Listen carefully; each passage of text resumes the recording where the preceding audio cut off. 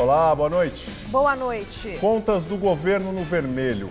Anunciado déficit anual de 94 bilhões de reais, o pior resultado em 20 anos. Rogério Lins, prefeito eleito de Osasco do PTN, se entrega à polícia após 3 semanas na Disney. Ele e mais 13 vereadores são acusados de corrupção. Aumento salarial dos vereadores de São Paulo é suspenso pela Justiça por violação da Lei de Responsabilidade Fiscal. Shoppings da capital paulista têm queda nas vendas de Natal. Polícia investiga a morte de ambulante em estação de metrô de São Paulo. Ele foi espancado até a morte. E o adeus a George Michael. Insuficiência cardíaca é a provável causa da morte do cantor britânico.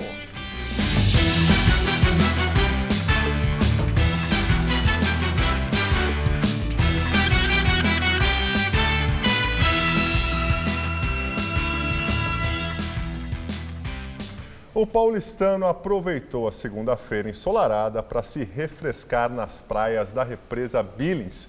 Mesmo com a qualidade da água imprópria para o banho, a opção de lazer barata continua atraindo famílias em busca de diversão. Coqueiro, sol de rachar, protetor solar e isopor carregado. Nem parece segunda-feira. Tá bem abastecido aí, hein? Mais para de água aqui, água. Vai durar quanto aí tudo isso? Meia hora. Meia hora só, pô? É porque vem uma equipe muito importante aí agora. Uma equipe? É equipe de 50 pessoas vem agora.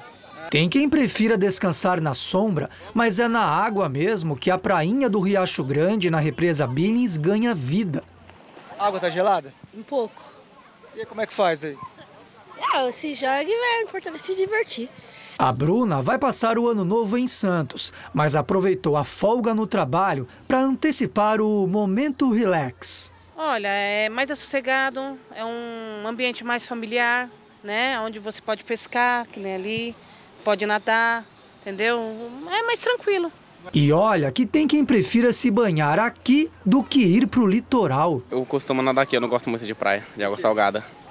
Queima mais. Tem menos pessoas, eu prefiro ficar em lugar mais reservado. Apesar do movimento, nossa equipe não avistou nenhum salva-vidas fazendo o monitoramento dos banhistas. Das 32 praias pesquisadas pela CETESB na Grande São Paulo, 9 estão impróprias. Uma delas é justamente a prainha do Riacho Grande. Aqui foram encontradas amostras de uma bactéria que pode provocar problemas intestinais, infecção urinária e até meningite. E o mais grave é que aqui nenhuma bandeira da CETESB atestando para a qualidade da água foi localizada. O Maurício não quis nem saber, entrou de roupa e tudo. Infelizmente, é as águas, né, que nós temos. Se tivesse, dependendo das condições, a gente vai para um clube, para um lugar onde é bem cuidado e tal, mas nós somos trabalhadores, né? E Deus livra, né? A gente tem que ter fé também que Deus livra, né? O sistema Rio Grande, que engloba a represa Billings, opera com 88,2% da capacidade. Há um ano, estava com 98,3%. O Guarapiranga também caiu, de 88,9% para 74%. Já o Alto Tietê subiu de 22,7% para 43,3%. E o Cantareira, o mais importante da Grande São Paulo, também subiu, de menos 1,3% para 46%. Mesmo grávida de 8 meses, a Janete veio preparada. Trouxe sanduíches, bebidas, mas o melhor ainda estava por vir. A criançada gosta, a gente também gosta, então vai ter um churrasquinho aí, a gente trouxe lanche, né? Aí mais tarde a gente faz um churrasquinho e passa o dia e depois vamos para casa. Passa uma carninha, tá feito o churrasco. Rapidinho. Precisa ter muito para ser feliz, né? O Corpo de Bombeiros afirmou em nota que não é responsável pela prevenção de afogamentos no local. A CETESB também foi contatada, mas não respondeu sobre a falta de sinalização informando a qualidade da água. São Paulo empresta bombas de sucção de água do sistema Cantareira para combater a seca e ajudar no abastecimento dos estados de Pernambuco e da Paraíba. O equipamento será usado para puxar água no trecho leste da transposição do Rio São Francisco. As bombas foram utilizadas na captação de reservas técnicas do sistema Cantareira na crise hídrica que afetou o estado em 2013. O prefeito eleito de Osasco, Rogério Lins, do PTN, que estava foragido há 3 semanas, desembarcou ontem no Aeroporto Internacional de Guarulhos. Lins veio de Miami. Ele estava em férias na Disney e se entregou à polícia. O prefeito eleito passou a noite preso na cadeia pública de Osasco. Rogério Lins estava foragido desde o dia 6 deste mês, quando teve a prisão preventiva decretada pela Justiça na 5ª fase da Operação Caça-Fantasmas. Ele e outros 13 vereadores são suspeitos de participar de um esquema de contratações fraudulentas e de ficar com uma parte dos salários dos assessores na Câmara Municipal. 12 denunciados já foram presos. As investigações apontam que o prejuízo aos cofres públicos é de pelo menos 21 milhões de reais. Segundo a defesa, o prefeito eleito estaria de licença da Câmara até o fim deste mês, mas decidiu se entregar e colaborar com as investigações. A gente espera agora o Poder Judiciário se pronunciar, a gente vai apresentar a defesa no momento certo. E vamos acreditar, a gente acredita na justiça e não tiramos o crédito do Ministério Público e nem do Poder Judiciário. Vamos tomar todas as medidas judiciais cabíveis, necessárias a resguardar os interesses dele. Lins foi vereador no período de 2009 a 2012 e reeleito em 2013. Atuou também como secretário de Indústria, Comércio e Abastecimento de Osasco e diretor de esportes. Ontem, ele publicou um vídeo nas redes sociais negando as acusações. Ninguém mais do que eu tem total interesse no esclarecimento de todos esses fatos. No nosso gabinete não existem funcionários fantasmas. Para que tudo isso fique esclarecido, eu estou voltando ao nosso país. Eu respeito muito o Ministério Público, eu confio na Justiça e vou contribuir totalmente com todas as investigações. Rogério Lins, de 38 anos, foi o candidato mais votado da história, com 218.779 votos. Como não é crime eleitoral, ele mandou um representante com procuração no dia da diplomação. Caso seja solto até o dia 1º de janeiro, ele poderá assumir a prefeitura da cidade, que tem quase 700 mil habitantes, o 9º maior PIB, Produto Interno Bruto, do país e o 2º maior do estado de São Paulo. Se Rogério Lins estiver preso até a posse, quem assume é a vice, Ana Maria Rossi, do PR. Mas, segundo a Lei Orgânica de Osasco, ele ainda tem até 20 dias para se apresentar e ficar no cargo, antes de perder a vaga em definitivo para a vice. Justiça barra o aumento de salário dos vereadores de São Paulo. O juiz entendeu que o reajuste fere a lei de responsabilidade fiscal. Na internet, a decisão foi comemorada. A rede Minha Sampa, que chegou a promover um abaixo-assinado para tentar barrar o aumento, classificou a decisão da Justiça como um presente de Natal.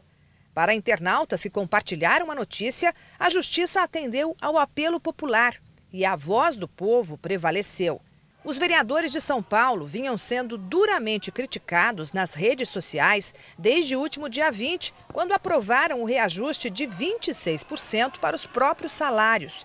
De R$ 15 mil, passariam a ganhar quase R$ 19 mil. O aumento foi aprovado com o apoio de 30 vereadores. 11 votaram contra. A decisão de ontem do juiz Alberto Alonso Munhoz, do Tribunal de Justiça do Estado, atende a uma ação popular.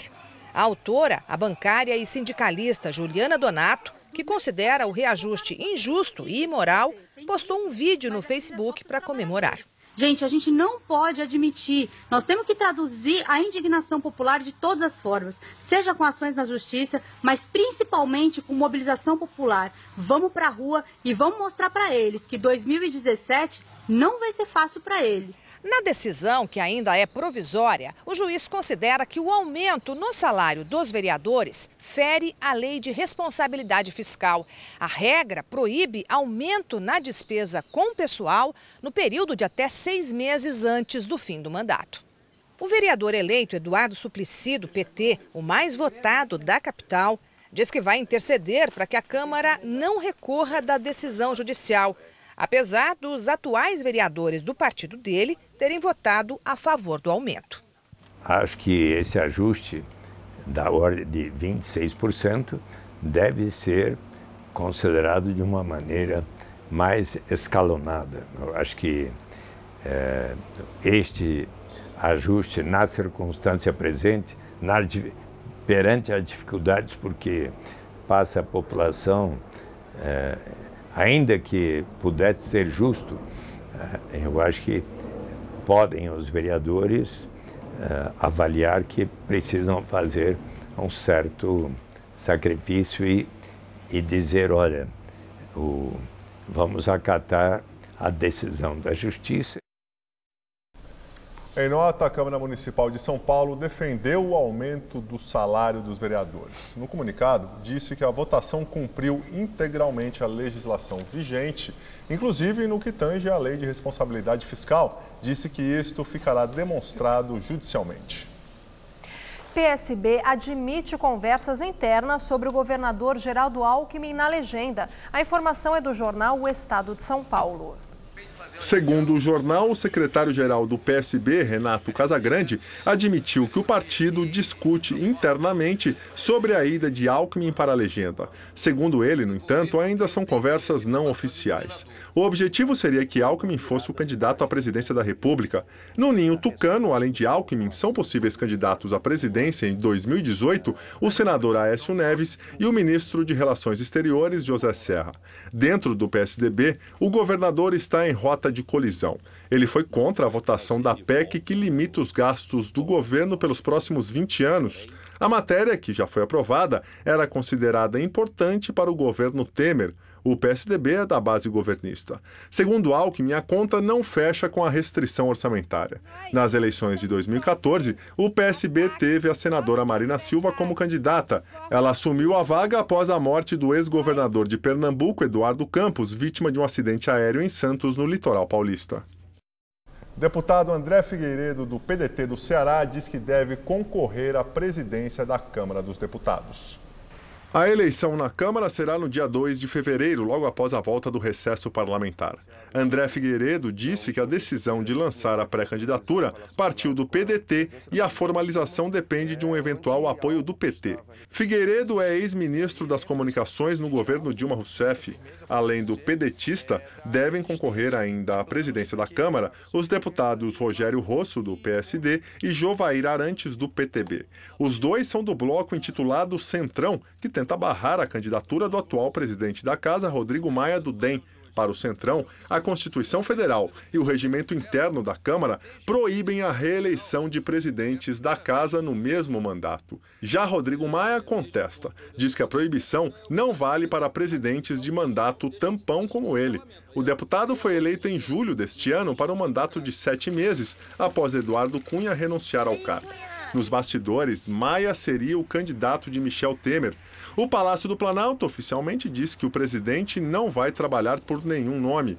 No Senado, o mais cotado para presidir a casa é o senador Eunício Oliveira, do PMDB do Ceará. O parlamentar foi citado nas investigações da Lava Jato. Ele nega qualquer irregularidade. Muita gente resolveu aproveitar o dia ensolarado e antecipar a descida rumo ao litoral paulista já nesta tarde. A repórter Carla Rodeiro está no terminal Jabaquara e tem mais informações. Boa tarde, Carla. Olha, o movimento neste terminal já é 20% maior que o normal, segundo a gerência de operações. O pico deve ser na sexta-feira. Bem, até o dia 31, a previsão é de que 121 mil passageiros embarquem aqui pelo terminal do Jabaquara, com destino a Santos, Guarujá, São Vicente e também outras cidades do litoral sul paulista. Para quem vai de carro, o sistema Anchieta Imigrantes teve lentidão, teve congestionamento durante a tarde hoje nos dois sentidos. A situação melhorou. E na Imigrantes, agora, o trânsito flui bem ali no trecho do Planalto. Nos túneis, lá na Serra, o trânsito é intenso, mas também fluindo. E na chegada ao litoral, o motorista não encontra problema. A opção, que é a via Anchieta, também segue livre em direção ao litoral. Bem, a rodovia Padre Manuel da Nóbrega tem congestionamento de 2 quilômetros, né, em direção à Praia Grande. Melhorou, há cerca de 1 hora eram 4 quilômetros. E a Cônego Domênico Rangoni está tranquila na direção do Guarujá. Boa notícia para quem vai para o Guarujá. Agora, difícil mesmo é a situação do motorista que segue pela Rio Santos, que tem vários pontos de parada ali entre Bertioga e Juqueí. Ao todo, são 31 quilômetros de lentidão no caminho até São Sebastião. É com vocês no estúdio. Obrigada, Carla. Exposição de presépios do Santuário de São Francisco de Assis, em São Paulo, completa 27 anos com o tema Paz entre os Povos.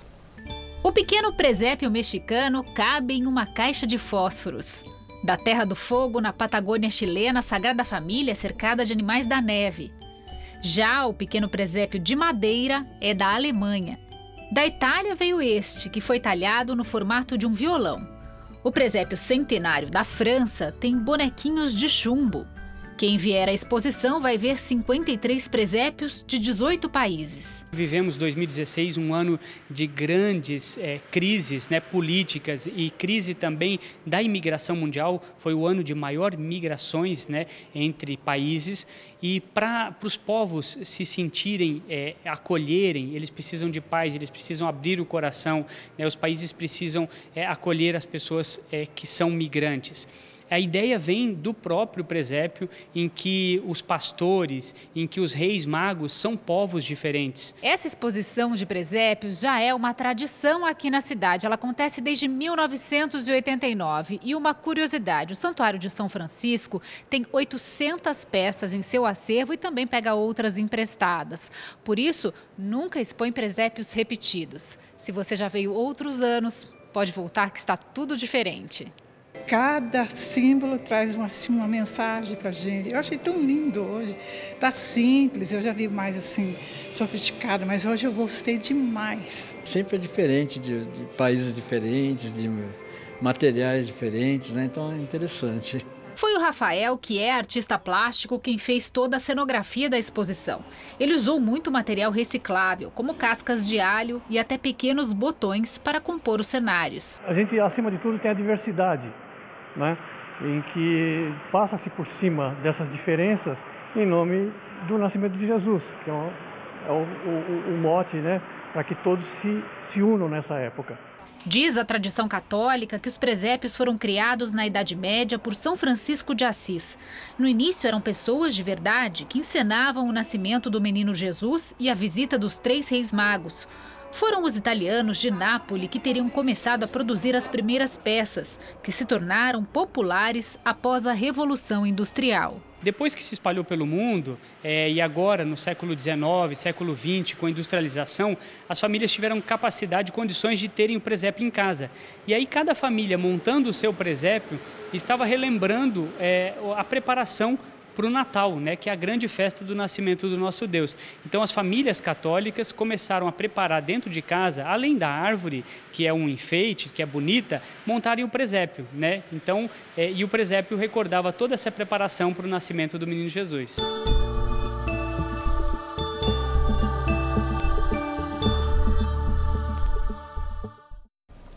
A exposição fica em cartaz até o dia 8 de janeiro, de terça a sábado, das 9 às 5 da tarde e aos domingos, das 8 à 1 da tarde. O endereço é Largo São Francisco, 133 e a entrada é gratuita.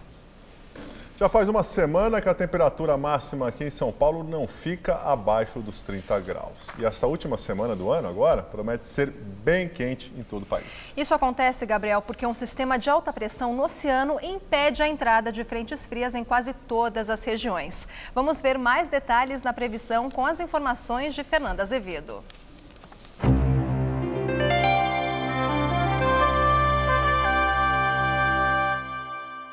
Boa parte do país passa por uma onda de calor e de alta umidade que provoca chuvas rápidas e pontuais em várias regiões. Apenas o sul terá uma terça-feira de tempo instável por causa da chegada de uma frente fria. Mesmo assim, a máxima chega a 31 graus em Porto Alegre. Em Cuiabá faz calor de até 36 graus e no Rio de Janeiro a máxima chega aos 39 graus. Uma massa de ar quente no sudeste mantém o tempo aberto com sol e temperatura alta em todo o estado de São Paulo. À tarde e à noite ocorrem pancadas de chuva típicas de verão. Em Marília, a temperatura varia entre 18 e 32 graus. Na faixa norte do estado, faz até 33 graus em Barretos. E no litoral, o dia também será bem quente, com máxima de 36 graus em Santos. Na Grande São Paulo, o calor persiste, as pancadas são esperadas em pontos isolados. Aqui na capital paulista, amanhã teremos máxima de 33 graus. Na quarta, esquenta ainda mais e os termômetros vão marcar 34 graus. Na quinta, teremos mínima de 19 e máxima de 32 graus. Uma exposição no Zoológico de São Paulo leva os visitantes para uma viagem no tempo. Além dos animais de verdade, eles podem conferir uma exposição com réplicas de dinossauros.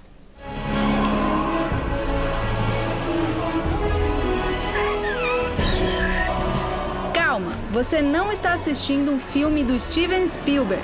Esses dinossauros enormes estão bem aqui na capital. A exposição Mundo dos Dinossauros, que acontece no Zoológico de São Paulo, traz mais de 20 robôs que fazem movimentos muito parecidos com os gigantes de antigamente. Eles até respiram.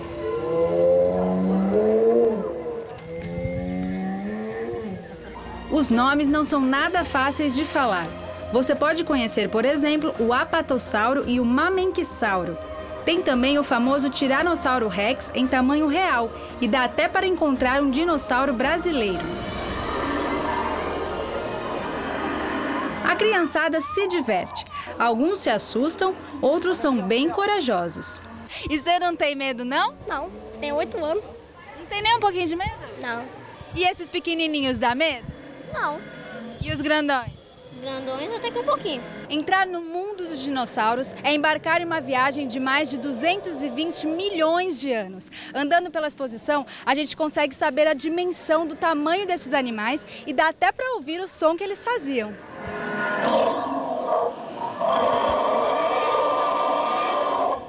No Brasil, já foram encontrados vestígios deles em vários estados. Esses, mesmo não sendo reais, despertam muita curiosidade. A questão do dinossauro é que mexe muito com a imaginação, com o imaginário de todo mundo, né? Acho que desde criança a gente se vê desenhando algum dinossauro, grafando alguma coisa. Então, nesse sentido, chama muita atenção mesmo. E a gente está dentro, está num resquício de Mata Atlântica, uma reserva preservada e tem as réplicas aqui dentro. E para esse período de férias, ir ao zoológico é uma boa pedida para os pequenos. Como que o dinossauro faz?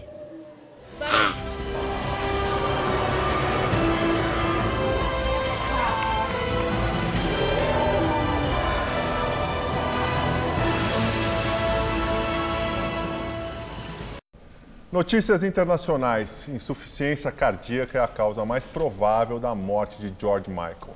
A informação é do empresário do artista pop britânico. A polícia trata a morte como inesperada, mas não suspeita. Os fãs colocam flores e velas nas casas em Oxfordshire e em Londres. Logo que a notícia começou a circular, as mensagens tomaram as redes sociais.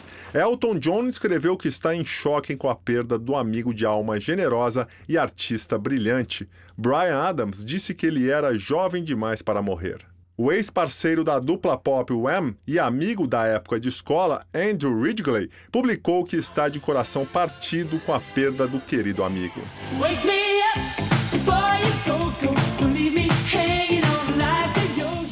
Foram mais de 100 milhões de discos vendidos desde 1981 com o Wham e a partir de 1987 na carreira solo. George Michael era candidato para entrar no Hall da Fama de Compositores em 2017.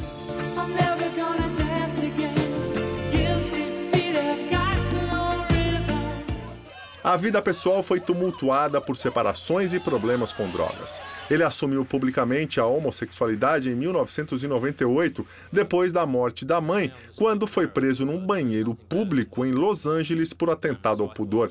Em 2009, disse ao jornal britânico The Guardian que as pessoas queriam vê-lo como um personagem trágico com sexo em banheiros públicos e uso de drogas, mas que ele considerava isso como fraquezas. As equipes de resgate da Rússia encontram a 27 metros de profundidade no Mar Negro os destroços do avião militar que caiu ontem. 11 corpos já foram recuperados. Partes do avião militar russo Tu-154, que caiu com 92 pessoas a bordo, foram encontradas. Os trabalhos de resgate ocupam 3.500 pessoas, incluindo 150 mergulhadores, 45 embarcações, 5 helicópteros e um drone. O presidente Vladimir Putin anunciou um dia de luto nacional e pediu uma investigação minuciosa para determinar as causas da catástrofe. Não há suspeita de terrorismo. O avião levava 84 passageiros e 8 tripulantes. Entre os passageiros estavam 9 jornalistas e 64 civis e militares do Coro do Exército Vermelho, considerado um dos símbolos do país e um orgulho nacional. Eles viajavam à Síria para passar o ano novo com os soldados russos que estão no país desde setembro de 2015 em apoio ao regime de Bashar al-Assad, aliado de Moscou. Governo de Israel suspende temporariamente as relações com os países que apoiaram a condenação da ONU sobre as colônias em territórios ocupados. O primeiro-ministro Benjamin Netanyahu convocou o embaixador de Israel nos Estados Unidos para consultas. Ele proibiu que seus ministros viajem aos 12 países que votaram a favor da resolução da ONU e de se reunir com representantes de seus governos. Netanyahu convocou os embaixadores destes países para protestar formalmente. A resolução aprovada sexta-feira declara ilegais as colônias em territórios palestinos ocupados. Pela primeira vez desde 1979, os Estados Unidos não vetaram e se abstiveram, abrindo o caminho para a aprovação do Conselho de Segurança. Donald Trump prometeu durante a campanha presidencial reconhecer Jerusalém como a capital de Israel. Ele declarou que Washington deveria ter usado o poder de veto para bloquear a resolução. Grupo de brasileiros que tentava entrar ilegalmente nos Estados Unidos pelo mar está desaparecido desde 6 de novembro. O Ministério das Relações Exteriores está tentando localizar os 19 brasileiros que deixaram as Bahamas, na América Central, rumo ao litoral da Flórida. O grupo estaria em um barco com mais dezenas de pessoas de outras nacionalidades. Até o momento, não há informações sobre naufrágio ou qualquer forma de detenção. Em nota, o Ministério das Relações Exteriores informou que avisou imediatamente a Polícia Federal, as autoridades migratórias e as guardas costeiras de Bahamas e norte-americanas e vem trabalhando em conjunto com essas instituições. A maior empresa de comércio eletrônico do mundo está testando a entrega de produtos por drones. A primeira foi feita na Inglaterra e levou só 13 minutos. O correspondente Ross Salinas traz as informações. Todo final de ano é a mesma coisa. Quem vai às compras tem que ter paciência e habilidade para desviar de uma multidão de sacolas. Para os consumidores modernos e mais preguiçosos, comprar pela internet pode ser uma alternativa. Mas no fim do ano, o prazo de entrega das compras é um problema. Com o aumento das vendas, a entrega pode demorar mais do que o normal. Mas a maior loja de comércio eletrônico do mundo promete uma solução para deixar a sua entrega ainda mais rápida. E essa solução vem voando.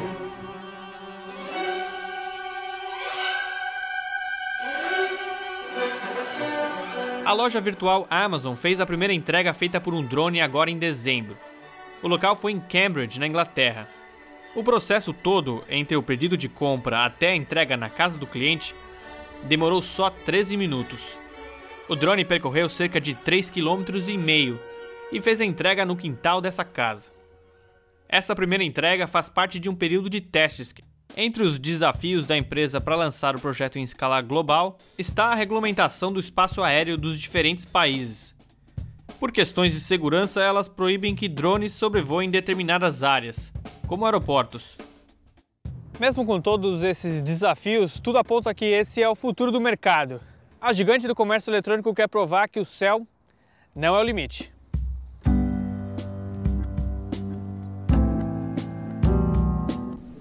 A ANAC, Agência Nacional de Aviação Civil, reajustou os valores das taxas de embarque doméstico e internacional em aeroportos de São Paulo, Rio de Janeiro, Distrito Federal, Minas Gerais e Rio Grande do Norte. Os reajustes na cobrança vão passar a valer a partir de 1º de janeiro. A decisão extingue o adicional de tarifa aeroportuária. Segundo a ANAC, as tarifas aeroportuárias pagas pelos passageiros e demais usuários não vão sofrer alterações. Em São Paulo, os aeroportos de Guarulhos e Viracopos, em Campinas, vão ter o reajuste. Em Guarulhos, os novos valores vão ser de R$ 28,63 para voos domésticos e R$ 50,67 para voos internacionais. A expectativa do mercado financeiro para a inflação deste ano recuou para 6,40%. Segundo o Boletim Focus, os analistas entrevistados pelo Banco Central esperam que para o ano que vem o IPCA fique em 4,85%. No mesmo relatório, o mercado financeiro aumentou a previsão de encolhimento do PIB em 2016 para 3,49%. Para 2017, os analistas reduziram a estimativa de crescimento para 0,5%. As vendas em lojas de shoppings de São Paulo este ano caíram e acumulam pouco mais de 140 bilhões de reais, de acordo com dados da Allshop, a Associação Brasileira de Lojistas de Shopping. O resultado de 2016 é 3,2% menor do que o de 2015 e foi o primeiro desde 2004 que o setor registrou queda de vendas em termos nominais. Segundo a associação, o segmento de lojas de shoppings encolheu em 2016, encerrando o ano com menos pontos de venda em operação do que no ano passado, apesar de novos empreendimentos terem sido inaugurados no ano. A queda na quantidade de lojas este ano foi de 12,9%. De acordo com a Allshop, 19 novos empreendimentos foram inaugurados. As vendas a prazo na semana que antecedeu o Natal também registraram queda de 1,46% na comparação com o mesmo período de 2015, segundo a Confederação Nacional de Dirigentes Lojistas. Com esse resultado, o indicador acumula 3 anos consecutivos de retração. E as vendas no varejo também caíram em todo o país entre os dias 18 e 24 de dezembro. A queda foi de 4%, segundo o indicador Serasa Experian de atividade do comércio. Este foi o segundo pior desempenho do varejo para as vendas de Natal desde a criação do indicador, isso lá em 2003. Na capital paulista, a queda nas vendas no período foi ainda maior, 4,5%. De acordo com os economistas da Serasa Experian, a alta do desemprego, o crediário caro e a falta de confiança do consumidor pesaram sobre as vendas de Natal deste ano. Contas do governo central têm déficit primário de mais de 38 bilhões de reais em novembro. O resultado reúne as contas do Tesouro Nacional, Previdência Social e Banco Central. Segundo os dados divulgados hoje pela Secretaria do Tesouro Nacional, é o pior desempenho para o mês em toda a série histórica, que começou em 1997. No acumulado de janeiro a novembro, o governo federal registrou déficit de 94 bilhões 150 milhões de reais, também o pior em 20 anos. E agora vamos ao comentário de economia com Denise Campos de Toledo. Mesmo com o esforço do governo em estabelecer uma agenda positiva, cuidando de questões microeconômicas e preocupado também em promover o ajuste fiscal através da contenção dos gastos e de reformas, como da Previdência, as projeções para a economia, como nós vimos, não param de piorar e ainda não se estabeleceu uma situação mais confortável de evolução das contas públicas. A expectativa é de um crescimento cada vez mais modesto da economia em 2017. Como vimos também, o mercado espera uma expansão de apenas 0,5% do PIB. Já em relação às contas públicas, o governo deve até cumprir a meta deste ano. O déficit de 170 bilhões e meio de reais previsto no orçamento parece meio garantido. O saldo das contas até novembro está negativo em cerca de 154 bilhões e 700 milhões de reais. E o Tesouro prevê um rombo de 73 bilhões e meio agora em dezembro. Mais ou menos empata com a meta. Mas esse resultado está sendo garantido principalmente pela repatriação de recursos contabilizada em outubro. O governo vai fechar as contas com uma receita atípica. O governo deve lançar uma nova rodada até de repatriação e já tem agendado um novo refis, que é a possibilidade de as empresas que estão no vermelho acertarem débitos tributários atrasados com desconto. um reforço de novo da receita. Só que a meta fiscal será bem menor no próximo ano, um déficit de 139 bilhões. É provável que o governo tenha de fazer um esforço efetivo no sentido de cortar despesas para que não haja um estouro da meta, mesmo com a PEC dos gastos já valendo. Vamos observar que antes de submeter as despesas às limitações da PEC, que restringe a expansão dos gastos à inflação do ano anterior, o governo colocou uma gordura a mais nas despesas, principalmente em áreas prioritárias como saúde, e concedeu reajustes salariais. Isso fará com que as despesas ainda estejam em nível acima do necessário para viabilizar o cumprimento da meta, sendo que ainda é preciso considerar o fato de a inflação deste ano também estar acima da prevista para o ano que vem. Os gastos poderão subir acima da inflação corrente. Como se vê, ainda não há estruturalmente uma mudança efetiva na evolução das contas, sequer para assegurar a meta de 2017. Aliás, só em novembro, no mês passado, as despesas subiram 16,7 bilhões de reais. Os cortes ainda estão muito mais no discurso que na prática, assim como a expectativa de uma retomada do crescimento no próximo ano. 2017 deve começar melhor que este ano, mas não dá para se empolgar demais. Eu volto na quinta, até lá. O rap como música de protesto cantada em português e guarani. Essa é a proposta que o grupo Bros MCs trazem em suas apresentações para destacar o dia a dia dos índios.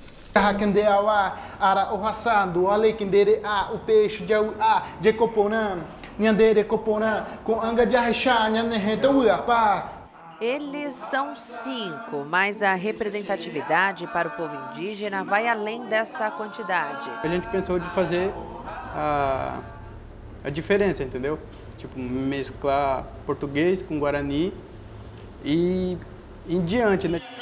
O grupo Bro MCs nasceu nas aldeias Jaguapiru e Bororó, na cidade de Dourados, em Mato Grosso do Sul. Começou na escola, mas em 2009 os amigos resolveram levar a brincadeira mais a sério. E o que uniu as diferentes histórias de vida desses jovens foi o rap. Eu ficava escutando o som dos caras, do GOG, MV Bill, RZO, assim. Eu ficava prestando atenção assim nas letras, no que falava, né? Daí eu falei, esses caras cantam dos problemas que acontece, entendeu? E esses problemas que acontecem também acontecem aqui dentro da aldeia. Mostrar a verdade pro não índio como que é dentro da aldeia, entendeu? Tipo, o Bro MCs traz isso. Influência usada para contar que quem mora nas aldeias brasileiras enfrenta boa parte dos problemas de quem vive nas grandes cidades. O que a gente tenta passar a realidade que a gente convive, entendeu? Que não é aquela imagem que você vê na TV, que é só de morte, que as pessoas se suicidam, que também tem as coisas boas dentro da aldeia, que há as pessoas fazendo bem, entendeu? Eles são jovens brasileiros com rotinas tão comuns a garotos de qualquer bairro aqui de São Paulo, do Rio de Janeiro ou de Salvador. Mas o que esses jovens da aldeia querem é desmistificar a imagem do tradicional índio. Que o indígena possa ser visto não só de cocar ou de tanguinha, que o indígena também tem a capacidade de fazer outras paradas, entendeu? Tipo, cantar, filmar, fazer outros tipos de coisa. Na letra, a luta do povo indígena para defender suas terras.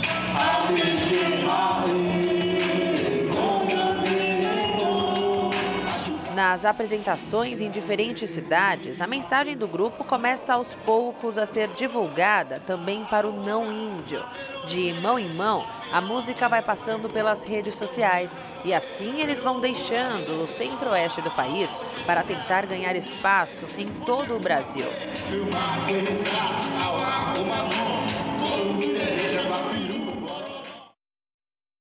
O ministro da Saúde, Ricardo Barros, lamentou hoje o atraso na entrega de repelentes para 484 mil gestantes inscritas no programa Bolsa Família.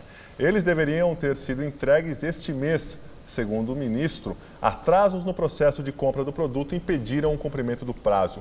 Em um balanço de 200 dias de trabalho, Barros disse que o combate ao mosquito Aedes aegypti é o maior desafio de 2017 na área da saúde pública.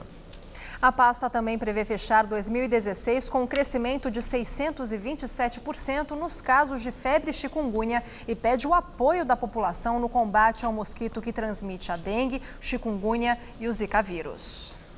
Uma menina de 4 anos morreu depois de cair do 20º andar de um prédio no bairro Campo Grande, na zona sul de São Paulo. Segundo o boletim de ocorrência, a criança brincava no banheiro enquanto a mãe desceu a portaria do edifício quando aconteceu a queda.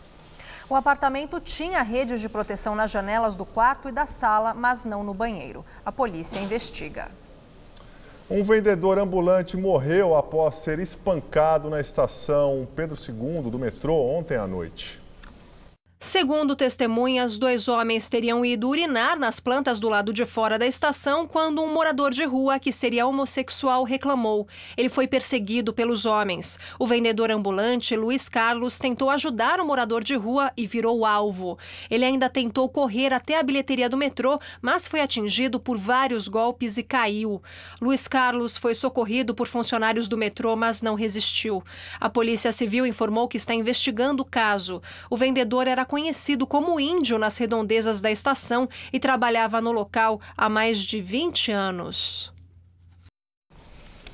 Vamos agora à entrevista do dia com Maria Lídia Flandoli. A entrevista foi gravada com Gustavo Húngaro, ouvidor-geral do Estado de São Paulo, que fala sobre o Web Denúncia. Quem vai explicar os objetivos e como funciona o Web Denúncia é Gustavo Húngaro, ouvidor-geral do Estado de São Paulo. Obrigada por estar aqui, uma oportunidade ótima para sabermos como funciona o Web Denúncia, que já foi anunciado em junho desse ano e agora formalmente lançado. Boa noite, Maria Lídia. É uma ferramenta nova para a cidadania. Está à disposição de qualquer pessoa pela internet. Então, é fácil o acesso para justamente recolher denúncias de corrupção. Nós sabemos que a população está indignada, né, com as situações que estão sendo reveladas. E é possível, então, a cada cidadão contribuir, né, relatar algo que saiba que possa ser caracterizado como corrupção. Quer dizer, eventos irregulares caracterizados como corrupção em instituições públicas? Em geral. A ferramenta ela está aberta em todo o âmbito do Estado de São Paulo. Então, qualquer situação, ou seja, se é a notícia de alguém então, que pagou propina, alguém que recebeu propina, então as modalidades de corrupção ativa e passiva, se também houve alguma fraude em licitação, né, que é o processo público de compras, de contratações, né, se alguém souber de alguma empresa que está fraudando uma licitação, que recebeu um contrato público superfaturado... Quer dizer, relação público-privado, pode tanto ser de serviço público, como pode ser nessa relação, empresas do setor privado. Exatamente, qualquer situação que possa caracterizar corrupção, então essas, né, que são as mais comuns, pagamento, recebimento de propina, fraude em licitação, contratos superfaturados, também a questão da lavagem de dinheiro, sonegação de tributos, muitas vezes estão relacionadas essas situações com a corrupção. Então, uma ferramenta importante é levar a denúncia ao conhecimento dos órgãos públicos e essa ferramenta nova agora faz justamente isso, propicia que Ministério Público, Polícia, Tribunal de Contas, controladorias possam enfrentar a corrupção. E como é que vai ser feita a avaliação da consistência da denúncia? Porque nós sabemos que nesse universo, o web universo, tudo é aceito. Agora, tem o que vale e o que não vale. Como vai ser feita a avaliação de denúncia que é verdadeira, que tem consistência? Primeiro, é muito importante que o cidadão junte na denúncia, se ele tiver documento, foto, o sistema está preparado para a possibilidade de upload. Então, vai ser possível não apenas relatar digitando o que aconteceu, mas também juntando documentos, eventualmente indicando testemunhas. E cada órgão público que receber essa denúncia fará necessariamente uma verificação, uma triagem e buscará as consequências. E o denunciante vai ter uma satisfação. Isso também é uma novidade. Mas é uma responsabilidade muito grande. Os denunciantes serão devidamente informados sobre os efeitos civis e penais das denúncias para evitar denúncias infundadas? Isso, é importante frisar isso, né? Nós temos também no nosso ordenamento jurídico a previsão da difamação, da calúnia, da infâmia. Então, essa ferramenta de web denúncia de corrupção não se presta a isso. Cada órgão vai fazer essa triagem. Alguém que se valha disso para outra finalidade sofrerá as consequências. Agora, é importante também saber, para o cidadão que tem alguma notícia e tem receio, ele tanto pode pedir que os seus dados pessoais sejam preservados, como ele também pode até se valer do anonimato. Cada órgão vai daí lidar com essas informações de acordo com o que a legislação prevê. E vocês garantem, oferecem a segurança de garantia do sigilo? Se a pessoa apresentar seus dados pessoais ou testemunhas? Sim, aí cada órgão que receber a denúncia são só órgãos públicos, né? Então nós estamos falando aqui de Ministério Público, de Polícia, de Tribunal de Contas, de órgãos de controle do próprio governo que vão receber. Se a pessoa pedir sigilo, ele será assegurado. E se ela não quiser se identificar, ainda assim a denúncia será recebida e será tratada com a devida cautela, com todos os cuidados para, se houver de fato uma situação de corrupção, ela possa ser enfrentada. Agora tem uma questão que é para nossa reflexão. Os tempos atuais estão muito difíceis mesmo, está insuportável. Nós sabemos, através das delações premiadas, tudo que está vendo de corrupção no Brasil, do dinheiro público desviado, roubado. Isso tudo é muito duro, né? Saber que no país esse costume, quase que uma cultura alastrada. E falta dinheiro para tanta coisa, faltando. Né? Entretanto, o estímulo à denúncia, isso é uma reflexão que eu pergunto. Não preocupa vocês que possa gerar um dedudurismo, um denuncismo das pessoas? E isso é muito ruim, é um retrocesso na sociedade, nas relações interpessoais e sociais. Não corremos esse perigo? Eu acredito trabalho com tão boas intenções, mas resultar nisso? Eu acredito que nós ainda estamos distantes dessa possibilidade de um abuso das denúncias, porque vejamos, no caso da Operação Lava Jato, não foi fruto de denúncia. Uma situação gravíssima que envolveu centenas de pessoas, né, que drenou bilhões de reais, não houve denúncia. Foi pela investigação na Justiça Federal do Paraná, ninguém denunciou. Então nós temos um déficit de denúncia e nós estamos vendo que quando as pessoas colaboram, seja por meio da colaboração premiada, a delação premiada daqueles que estão envolvidos com o esquema criminoso, seja daquele que simplesmente tem notícia e não participa, as instituições podem agir, podem dar a resposta. E nós precisamos que não haja mais impunidade. A última questão. Quem está nos assistindo e sabe de alguma coisa e acha que é muito importante denunciar, como deve agir? Entrar no site da ouvidoriageral.sp.gov.br, o formulário eletrônico já vai ter as possibilidades da pessoa preencher, descrever a situação, que pode então caracterizar pagamento de propina, recebimento de propina, né, fraudes, licitação, contrato e a possibilidade de juntar documentos. Terminado o registro, instantaneamente a denúncia já vai para os órgãos competentes e o denunciante poderá acompanhá-la pelo sistema. Agradeço muito suas informações. Espero que esse sistema possa oferecer resultados que vocês esperam também. Obrigado, uma boa noite. Eu que agradeço. Boa noite. Um bebê de 5 meses foi colocado à venda na internet na noite de Natal, segundo denúncia do Conselho Tutelar de Fortaleza. O anúncio foi retirado do ar hoje, logo depois da polícia do Ceará iniciar a investigação. O anúncio foi publicado em um site de compra e venda que lamentou o fato e repudiou a ação dos pais do bebê.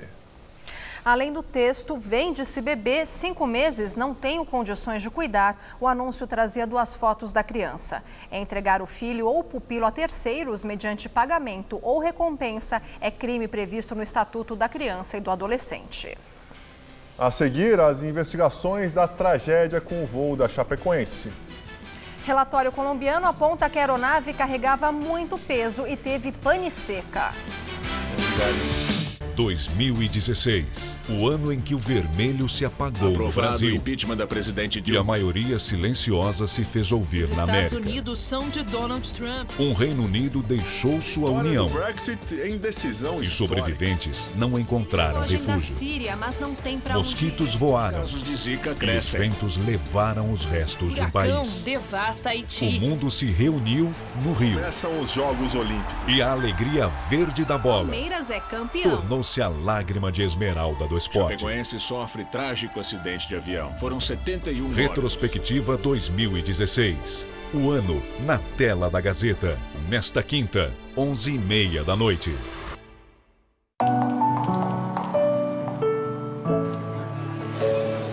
A Fundação Bradesco trabalha para formar cidadãos completos, inspirados pelo conhecimento e pela troca de experiências, levando educação e oportunidades a todos, desde cedo, porque todo final feliz merece um começo feliz. Fundação Bradesco, há 60 anos, usando o poder da educação para transformar vidas.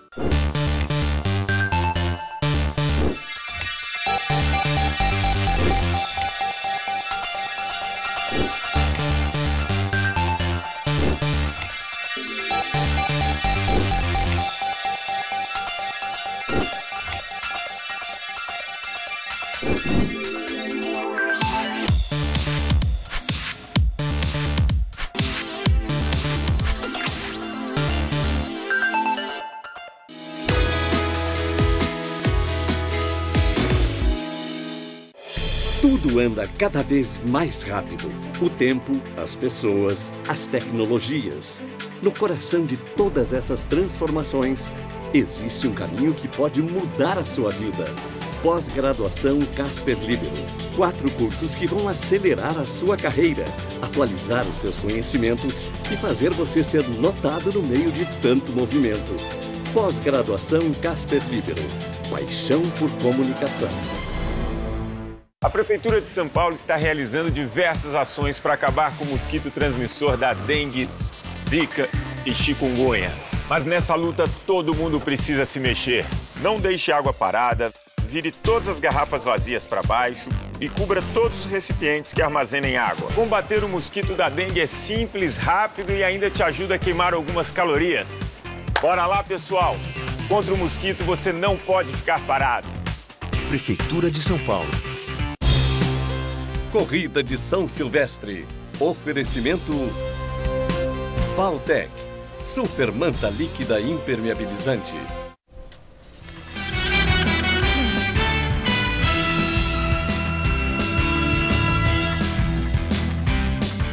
Nonagésima segunda edição da São Silvestre. Um veterano da corrida une o útil ao agradável para fazer bonito nas principais ruas e avenidas de São Paulo. Marcos Viana, 50 anos de idade, fotógrafo, corredor, fotógrafo e vice-versa. E o que veio primeiro, a corrida ou a fotografia?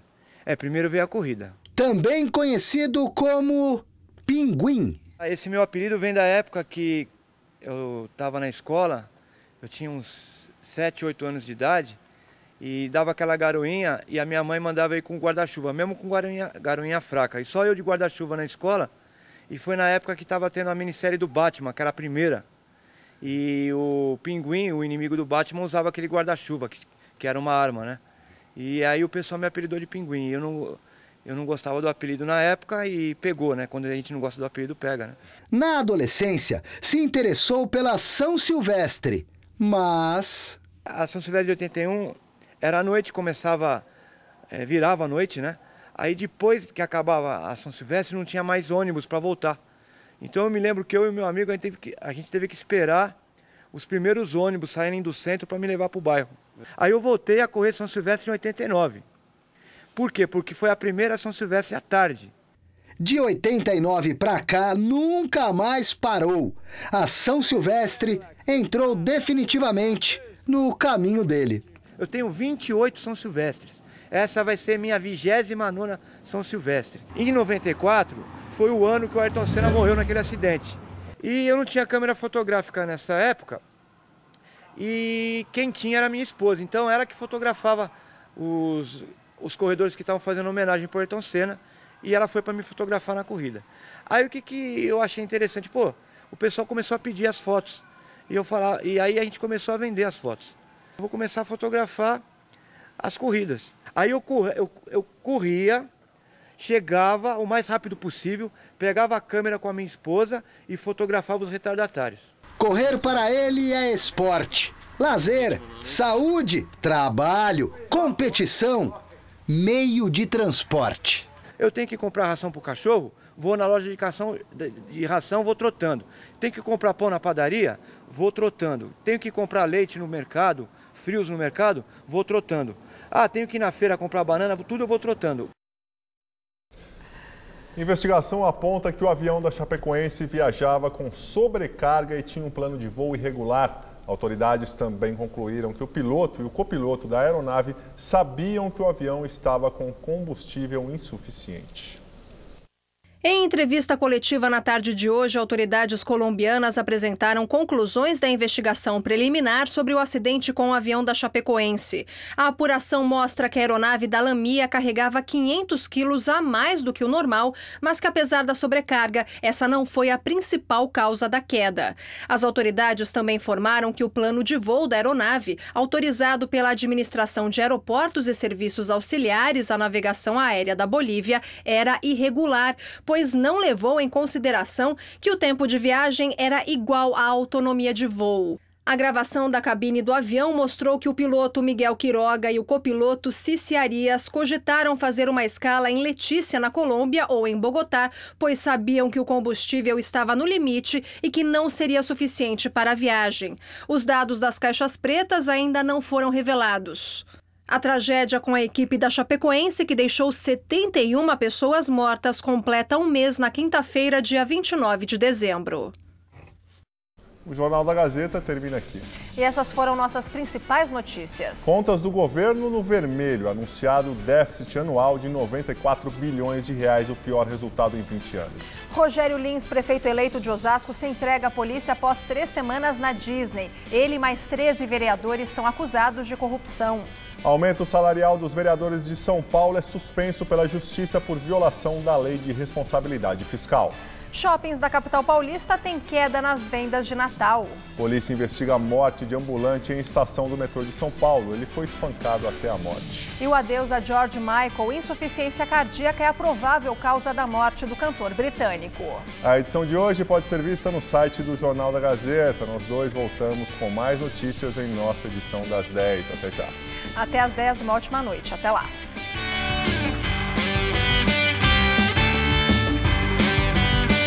Os cantores Luísa Posse e Nando Reis marcam presença no Todo Seu. Logo mais, 10h30 da noite.